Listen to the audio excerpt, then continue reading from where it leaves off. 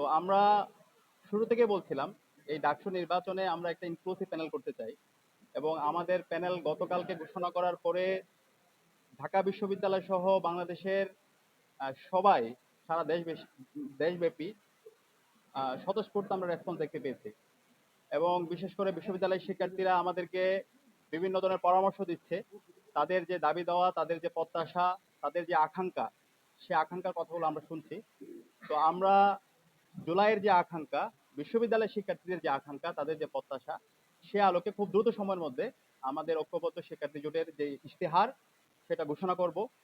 এবং আপনারা জানেন বিগত 54 বছর ধরে বাংলাদেশে মাত্র 7বার ছাত্র সংসদ নির্বাচন হয়েছে এবং ছাত্র সংসদ নির্বাচন হলো 6বার হয়েছে। ছাত্র সংসদ নির্বাচনে শিক্ষার্থীদের বিশ্ববিদ্যালয়ের শিক্ষার্থীদের যে আকাঙ্ক্ষা এখানকার যে দাবি বিশ্ববিদ্যালয় প্রশাসনকে যে বাধ্য করা শিক্ষার্থীদের যে দাবিগুলো আছে সেই দাবিগুলোর প্রতিচ্ছবি আমরা দেখতে পাইনি। বিগত সময়ে অনেকে আহ, বড় বড় নেতা হয়েছেন ডাকসুকে ব্যবহার করে, কিন্তু শিক্ষার্থীদের যে প্রত্যাশা সেই প্রত্যাশাটা পূরণ হয় নাই। তো আমরা ঐক্যবদ্ধ শিক্ষার্থী যে জোট করেছি সেই জোটের মাধ্যমে আমরা শিক্ষার্থীদের কথা দিতে চাই শিক্ষার্থীদের যে কথাগুলো আছে সেগুলো এই জোটের পক্ষ থেকে আমরা বলবো এবং আমাদের ইশতেহারে তাদের কথার প্রতিচ্ছবিগুলো থাকবে। তো আমরা খুব দ্রুত সময়ের মধ্যে আমাদের ইশতেহার ঘোষণা করব এবং আমরা চাই এই ডাকসুটা একটি স্বতঃস্ফূর্ত ডাকসু হোক এবং এই ডাকসুর মাধ্যমে যারাই বিজয় হয়ে আসবে আমরা সবাইকে সাধুবাদ জানাতে প্রস্তুত আছি।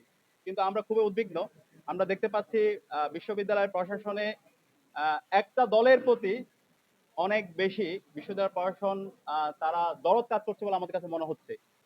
আজকে যে একদিন বৃদ্ধি করা হয়েছে এখানে আমরা যারা স্টেক হোল্ডার আছে আমাদের সাথে আলাপ করা হয়নি এবং এর বাইরেও আমরা অনেকগুলো বিষয় আমাদের কাছে আসছে বিশ্ববিদ্যালয় প্রশাসন বিভিন্ন হলের যারা প্রভোস্টরা আছেন এবং বিশ্ববিদ্যালয়ের মূল প্রশাসনে যে যারা দায়িত্বশীল পর্যায়ে আছেন তারা একটা দলকে রিপ্রেজেন্ট করে।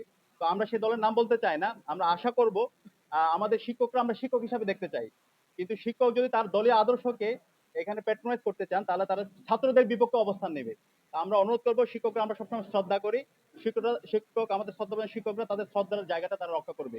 এখানে যত অংশীজন আছে যারাই দাঁড়াচ্ছে সবার জন্য লেভেল প্লেইং ফিল্ড এনশিওর করা এটা হচ্ছে ওনাদের অন্যতম দায়িত্ব এবং আমরা আশা করছি আমাদের শিক্ষকরা সে জায়গায় দায়িত্বশীল আচরণ করবে।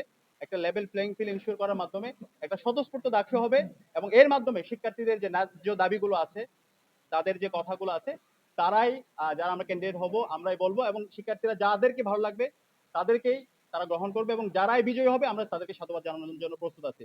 তো আমরা আশা করছি একটা স্বতঃস্ফূর্ত একটা আয়োজনের দিকে আমরা যাচ্ছি এবং সেই আয়োজনে আমরা সবাইকে সকল অ্যাক্টিভিস্ট এবং সকল ছাত্র সংগঠন আমরা সবাইকে দায়িত্বশীল আচরণ করার জন্য সবাইকে অনুরোধ করছি। ধন্যবাদ।